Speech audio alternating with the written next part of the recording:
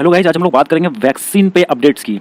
Major developments जो हुए हैं वैक्सीन पे, उन पर आज हम बात करेंगे। आपको पता ही होगा कि सेम वैक्सीन को अलग अलग एज ग्रुप्स में नहीं दिया जा सकता है। बच्चों की वैक्सीन और बड़े लोगों की वैक्सीन में डिफरेंसेस होंगे ही।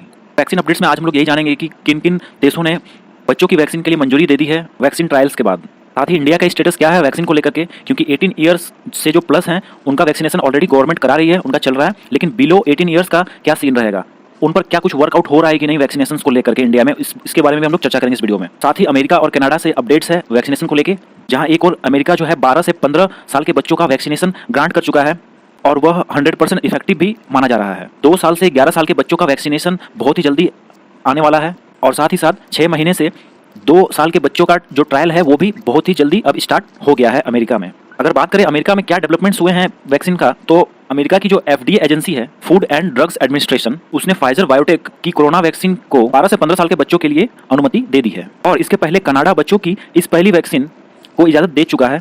ऐसा करने वाला दुनिया का पहला देश कनाडा बन चुका है। ऐसा माना जा रहा है कि 12 से 15 साल के बच्चों का वैक्सीनेशन अमेरिका में जब हो जाएगा तो बड़े पैमाने पर स्कूल्स और समर कैंप्स खुलने के आसार देखने को मिलेंगे। अमेरिका की एक और एजेंसी है CDC, जो कि कोरोना वैक्सीन की अनुमति प्रदान करती है, जिसे centres for disease control and prevention कहते हैं। उसने वैक्सीन से जुड़े ट्रायल के जो डाटा थे उसकी समीक्षा की है। इसके बाद 12 से 15 साल के बच्चों के लिए वैक्सीन लगाने की सलाह जारी किया है। तो अब अमेरिका में 12 से 15 साल के जो बच्चे हैं उनको वैक्सीनेशन दिया जाएगा। ये जो वैक्सीन है ये अपने क्लिनिकल ट्रायल्स में 100% कारगर साबित हुई थी। ये जो क्लिनिकल ट्रायल किया गया था ये 2260 बच्चों पे किया गया था। सभी की उम्र 12 से 15 साल तक थी। तो ये फाइजर बायोटेक द्वारा कराया गया था। इसमें सभी 2260 बच्चे को वैक्सीन दी गई थी, लेकिन उनमें से कुछ बच्चों को 3 सप्ताह के अंतर में प्लेसिबो डोज भी दी गई थी। प्लेसिबो डोज का मतलब क्या होता है? यह एक ऐसा डोज होता है जो कि वैक्सीन नहीं होता है, मगर यह डोज में आपको ये बताया जाता है कि यह असली वैक्सीन है, मगर असली वैक्सीन दिया नहीं जाता। फिर जब रिसर्च हुआ इसके बाद तो 8 केस मिले, कोरोना पेशेंट मिले, कोरोना पॉजिटिव वाले मिले। तो वो जो 8 केस मिले पॉजिटिव वाले, वो सभी प्लेसिबो शॉट वाले बच्चों के ही थे। तो इससे जाहिर ये हुआ कि जो सभी 8 कोरोना पॉजिटिव वाले थे वो सभी प्लेसिबो डोज वाले थे, मतलब उनको असली वैक्सीन नहीं दिया गया था। और जिन्हें वैक्सीन दिया गया था उनमें से किसी को भी पॉजिटिव वो नहीं हुए। इससे साफ जाहिर हुआ कि 100% ये जो वैक्सीन है फाइजर की, ये कारगर है। वैक्सीन लगवाने वाले करीब 20% बच्चों को बुखार आया, जबकि 16 से 25 साल वाले युवाओं में 17% बुखार आया था। इधर फाइजर की जो senior vice president doctor bill Gruber का कहना है कि कम उम्र वाले को ज़्यादा बुखार आना पिछले ट्रायल्स से मेल खाता है। साथ ही 12 से 15 साल के जो बच्चे में इम्यून रिस्पांस जो था वो 16 से 25 साल के बच्चों से ज़्यादा बेहतर था। नेक्स्ट अपडेट में यह है कि सितंबर में 2 से 11 साल के बच्चों के लिए अप्रूवल मांगेंगी कंपनियां। तो फाइजर बायोटेक ने मार्च में ही 5 से 11 साल के बच्चों पर वैक्सीन का ट्रायल शुरू किए थे। वहीं अप्रैल में उसने 2 से 5 साल तक के बच्चों के लिए वैक्सीन के ट्रायल चालू कर दिए थे। दोनों ही कंपनियों का मानना है कि ट्रायल्स के अच्छे नतीजे होंगे, इसलिए उन्होंने सितंबर में 2 से 11 साल तक के बच्चों की कोरोना वैक्सीन की इजाजत के लिए आवेदन करने का फैसला लिया है। अदर अपडेट यह है कि 6 महीने से 2 साल तक के बच्चों के लिए भी ट्रायल किया जा रहा है, जिसमें सबसे आगे आपका फाइजर बायोटेक की जो कंपनी है वो जल्द ही 6 महीने से 2 साल तक के बच्चों के लिए वैक्सीन का ट्रायल शुरू करने जा रही है। तो यदि ट्रायल सफल रहता है और उन्हें मंजूरी मिल जाती है तो यह कंपनी वैक्सीन हर एज के लोगों के लिए उपलब्ध करा देगी, क्योंकि एडल्ट्स का तो ऑलरेडी अवेलेबल है 18 प्लस का, और 18 से बिलो में 12 से 15 साल 18 साल तक का भी वैक्सीन ऑलरेडी ट्रायल बेसिस पे सब कुछ अच्छे से ये काम भी कर रहा है और अच्छा भी है।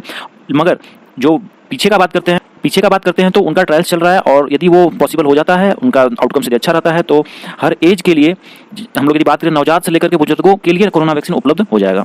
अनदर अपडेट यह है कि जो कंपनी है ये भी वैक्सीन में बहुत आगे है, तो इसने भी बच्चों के लिए मॉडर्ना वैक्सीन के नतीजे अगले सप्ताह में जारी करेगी।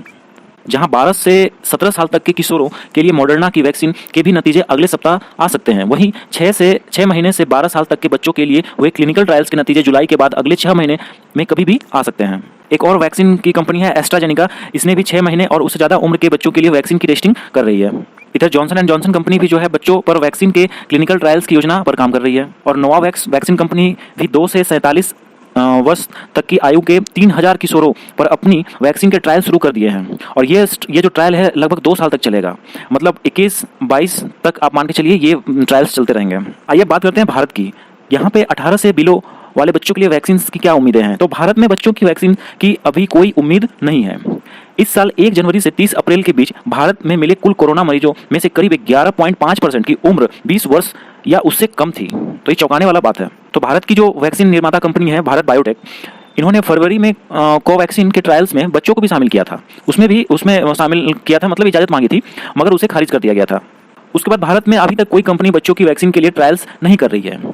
तो एक्सपर्ट्स की माने तो फाइजर बायोटेक की वैक्सीन को यूरोप में बच्चों को लगाने की इजाज़त मिलने के बाद ही भारत में ड्रग कंट्रोलर इस बारे में विचार कर सकते हैं। वहाँ के जो रिजल्ट्स आएंगे, वहाँ के डाटा को कलेक्ट करके एनालिसिस करके यदि लगेगा कि हाँ ये बहुत ही सूटेबल है तो भारत में भी इसे अपनाया जाएगा। पर अभी भारत की बात करें तो अभी दिल्ली दूर है, यहाँ पे कुछ वैसा काम भी नहीं चल रहा है 18 से जो बच्चे जिनका एज कम है उनके वैक्सीन के लिए। अभी हमारे इंडिया में तो 18+ जो है उनका भी वैक्सीनेशन स्टार्ट नहीं हो सका है और धीरे धीरे वो स्टार्ट होगा। ऐसे में अभी बहुत लंबा समय जाएगा अभी 18+ को ही वैक्सीनेट करते करते। तो 18 से जो बिलो है अब उसका अभी कोई समझिए तो कुछ कहा ही नहीं जा सकता है उसके बारे में।